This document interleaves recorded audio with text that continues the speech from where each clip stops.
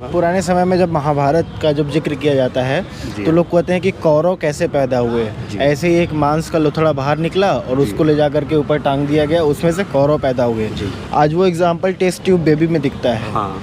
पहले विमान, आजकल जो मॉडर्न तरीके के विमान फाइटर जेट बनाए जाते हैं, पहले रावण लेकर के घूमता था। मेरा नाम शुभम कुमार पांडे है। सब ब्राह्मण ही लोग यहाँ पढ़ते हैं क्या? ऐसा कुछ नहीं है, ब्राह्मण के अतिरिक्त भी हैं। अभी आप देख रहे होंगे इस जुलूस में जो निकला है शोभा यात्रा, उसमें मुस्लिम वर्ग भी है, मुस्लिम भी आए हुए हैं। तो ऐसा कुछ नहीं है कि पर्टिकुलर एक मतलब मुस्लिम भी बीएचयू में पंडिताई पढ़ते हैं।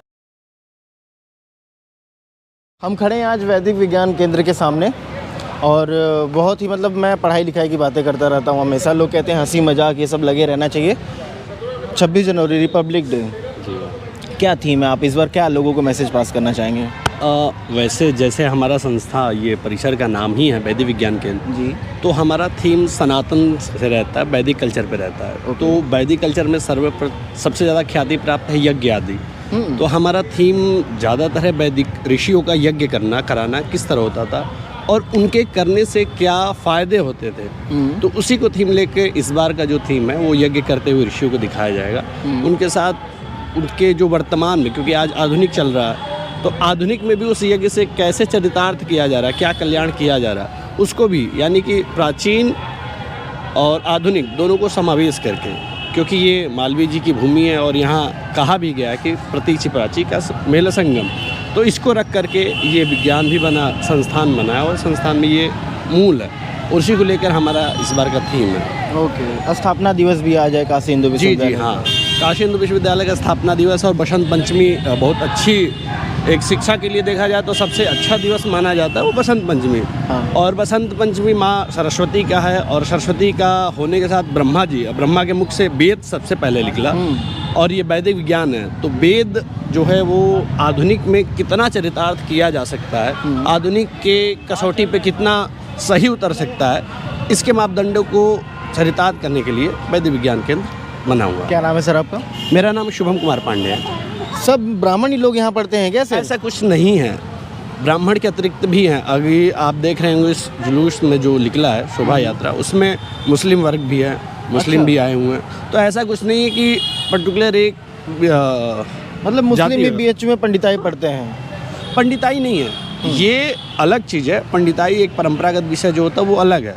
ये वैदिक विज्ञान कह सकते हैं इसमें, क्योंकि जो परंपरागत चीज़ें हैं उनमें और इनमें अंतर है। परंपरागत चीज़ों के अतिरिक्त भी जो चीज़ है जो समाज के लिए, जैसे बहुत सी धर्मों की अपनी अपनी है, तो सभी कोई मौलवी नहीं बन सकता, सब कोई पादरी नहीं बन सकता, सभी कोई वैदिक नहीं बन सकता, उसके लिए उन्होंने पर्टिकुलर एक बनाया। तो इसी तरह सभी कोई वेद का आचार्य नहीं बन सकता, लेकिन हाँ कुरान पढ़ सकते हैं, कुरान के विषय में जान सकते हैं, पादरी में जो चर्च में बाइबल में लिखा है उसको समझ सकते हैं। इंग्लिश नहीं आती तो हिंदी में आप उसका वर्जन जान सकते हैं। सेम चीज़ को बताने के लिए कि कैसे जान सकते हैं उस विषय को, वो बताने का कार्य ये संस्थान परिसर करता है। पांडे जी, लोग कहते हैं कि जब सहारा ना मिले, आप डिसीजन मेकिंग में एकदम हार जाएं, तो किसी एक धर्म को पकड़ लें जी, और उस धर्म में लिखी हर एक नीति को फॉलो करें जी। क्या इतना ज़रूरी है धर्म की नीति को फॉलो करना कि अपने से कुछ नया धर्म बनाएं? देखिए, अपना धर्म बनाने से ऐसा कुछ नहीं है, क्योंकि हम, जैसे हमारा जो सनातन है, हम ये कहते हैं सनातन मतलब आज प्राचीन काल से, और अगर आप प्रकृति को लेंगे तो प्रकृति की कुछ चीज़ें फिक्स हैं। वो एक धर्म का मतलब ये एक फिक्स चीज़ें, नियम कानून है। तो किसी न किसी एक नियम कानून में आप होंगे तब भी होंगे। जैसे आप किसी पार्टी में नहीं तो निर्दलीय हैं, तो निर्दलीय एक हुआ ना, वो भी एक धर्म हुआ। तो अब निर्दलीय से अतिरिक्त आप कुछ नहीं हो सकते। हाँ, एक पॉपुलेशन है, छोटी सी है लेकिन एग्जिस्ट करती है, निर्दलीय खड़ी होती रहेगी, क्योंकि जितना समूह हुआ वो एक पर्टिकुलर हुआ। जैसे हम जनजाति कहते हैं, क्या जनजाति धर्म में नहीं है? तो आप उनमें जाएंगे तो उनका भी कोई ना कोई अपना एक कल्चर है जिसको सदियों से पूरा करते हुए, पढ़ते हुए, करते हुए, कराते हुए आ रहे और आज भी कर रहे हैं। तो ऐसा नहीं कह सकते वो अलग है। हाँ, क्योंकि समाज है, हिंदू है, सबका अपना एक वर्ग होता है, एक कल्चर होता है, तो निश्चित होगा ही होगा। क्या फ्यूचर है? हम यहाँ से पढ़ लिए, हम आगे क्या कर लेंगे? जैसे MBBS कर लिए तो डॉक्टर बन जाएंगे। देखिए, वेद के लिए मैं कहूँगा कि क्या नहीं कर सकते आप। हाँ, क्योंकि वेद एक ऐसी राशि है जिसके विषय में भारत के कहते हैं तो लोग उतना नहीं कहते, प्राचीन के लोग भी इस पर कहना चाहते हैं। और जब वो कहते हैं, जैसे आज सबसे बड़ी खोज की दृष्टि से, क्योंकि आज आधुनिक विज्ञान पे चलता है और विज्ञान के क्षेत्र में नासा सबसे ज़्यादा जाना पहचानी जगह है। तो जब नासा जैसी एजेंसी कहती है कि संस्कृत बहुत अच्छी चीज़ है, संस्कृत की चीज़ें, अब आप सोच लीजिए संस्कृत का इन्होंने प्रयोग किया कंप्यूटर के लिए, अगर वो नहीं कहते कि संस्कृत सबसे परफेक्ट भाषा है, तो यहाँ हम सभी पढ़ते पढ़ाते सदियों से आ रहे हैं, हमारे कितने परंपराएं आ गई। लोग कहते थे अरे संस्कृत से क्या होगा, संस्कृत सिर्फ एक कर्मकांड का जरिया है, लेकिन ऐसा नहीं है। हाँ, समय आया जिसको जो लगा उसने वो चीज़ खोज के लिखा। तो यहाँ से पढ़ने के बाद आप जब पढ़े रहेंगे तभी उस चीज़ का प्रयोग कर पाएंगे। तो यहाँ से पढ़ के जब आप बाहर जाएंगे तो ये आधुनिक परंपरागत दोनों का मेल है, तो दोनों का मिल करके जब आगे जाएगा तो कई प्रकार की बुद्धियाँ प्रयोग होंगी। तो पुराने समय में जब महाभारत का जब जिक्र किया जाता है तो लोग कहते हैं कि कौरव कैसे पैदा हुए, ऐसे ही एक मांस का लोथड़ा बाहर निकला और उसको ले जा करके ऊपर टांग दिया गया, उसमें से कौरव पैदा हुए। आज वो एग्जाम्पल टेस्ट ट्यूब बेबी में दिखता है। हाँ।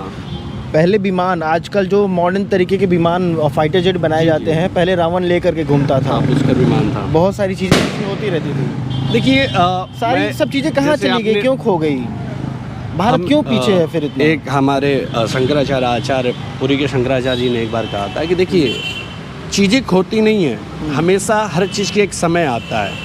जैसे हमारे यहाँ वो कि हर एक युग आता है, द्वापर आया तो द्वापर की चीज़ें लुप्त होकर कलयुग आ गई। अब कलयुग चल रहे तो धीरे धीरे चीज़ें जैसे विकसित हो रही। पहले हम साइकिल थे तो साइकिल आते आते फिर मोटरसाइकिल, तो देखिए अब साइकिल लुप्त प्राय में हो जाएगी कुछ समय बाद। जैसे तो सब चीज़ें होती हैं जब उससे अच्छी चीज़ें आ जाती हैं। पहले हमारे ऋषि मुनि बैठ के ऐसे बात कर लेते, आज दूरवाणी है, बिना तार के हम आप बात कर ले रहे हैं।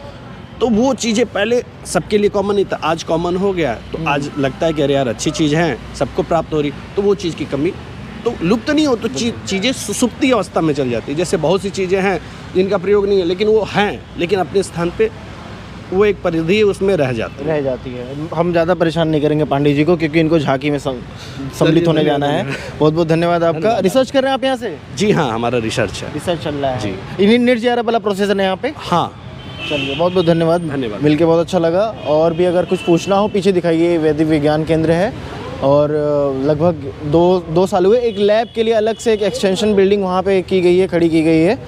और भी कुछ पूछना हो कि आपको लगता है कि वैदिक विज्ञान केंद्र के कोई छात्र मिले तो हमें कुछ और भी पूछना चाहिए, और भी क्या जानकारी चाहिए, कमेंट बॉक्स में लिखिए, क्योंकि हमने ज़्यादा वैदिक विज्ञान केंद्र पे कोई काम नहीं किया है, ये हमारा पहला या दूसरा काम है।